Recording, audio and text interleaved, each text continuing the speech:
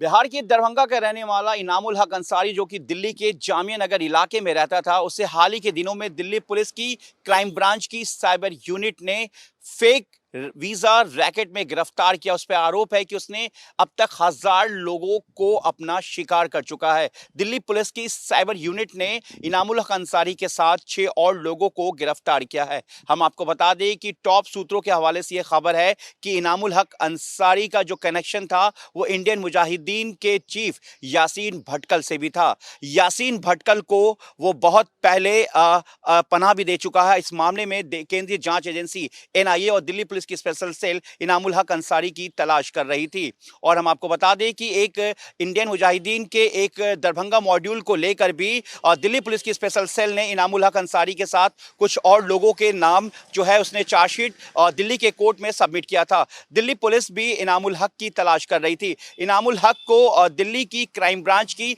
Cyber unit ने अभी हाल ही के दिनों में फेक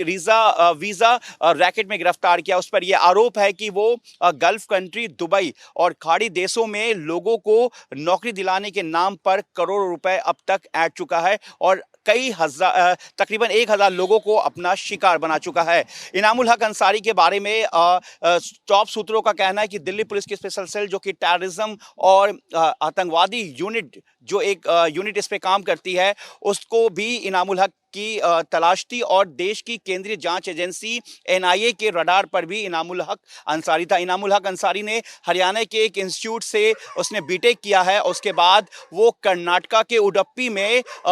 यासीन भटकल के एक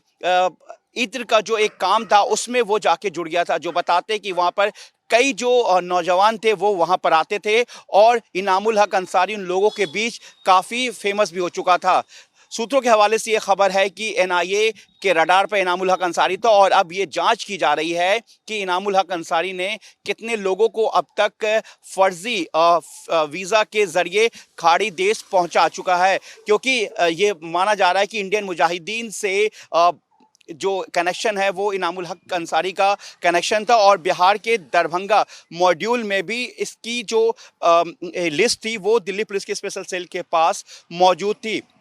इनामुल हक अंसारी का जो मामा है जिसके बारे में बताया गया है कि वो भी इंडियन मुजाहिदीन से कनेक्शन में था और वो इस मामले में जो सूत्र बताते हैं कि वो गिरफ्तार भी हो चुका था, जिसका नाम दानिश अंसारी बताया गया है। अब जिस तरीके से फेक पूरा एक वीज़ा रैकेट है, उसके बाद जिस तरीके से इनामुल हक अंसारी का इंडियन मुजाहिदीन से पुराना कनेक्शन रहा है और देश विरोधी कई एक्टिविटी में भी इनामुल हक रहा है और दिल्ली में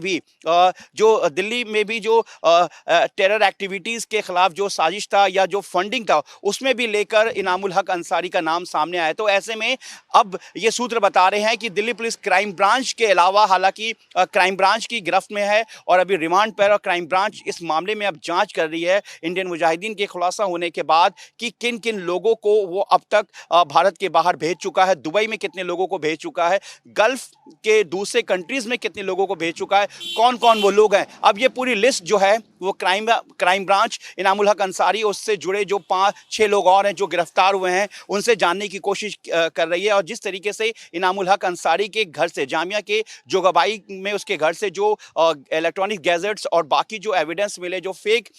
आधार कार्ड और बाकी डॉक्यूमेंट्स मिले, उस बेस पर भी दिल्ली पुलिस अब उन लोगों से भी जो क्राइम ब्रांच है वो जानने की कोशिश कर रही, उनकी लिस्ट देखने की कोशिश कर रही है कि कौन कौन लोग इस वक्त देश के बाहर हैं। क्योंकि जिस तरीके से एक ये पूरा खुलासा हुआ है इन्वेस्टिगेशन में कि इंडियन मुजाहिदीन से कहीं ना पूरी तरीके से इनामुल हक अंसारी का कनेक्शन था, उसके बाद फेक वीज़ा जो एक रैकेट है पूरा बस्टेड हुआ है, तो इसमें कहीं ना कहीं पूरे कनेक्शन को और इंटरनल जो पूरे जो मामला इस मामले को देखते हुए भी दिल्ली पुलिस क्राइम ब्रांच के अलावा अब स्पेशल सेल और एनआईए भी इस पूरे मामले को देख रही है, क्योंकि सूत्र ये बता रहे कि एनआईए के रडार पर इनामुल हक अंसारी भी पहले से था। अपने सहयोगी कैमरामैन आकाश के साथ मैं जावेद हुसैन, इंडिया न्यूज़, दिल्ली।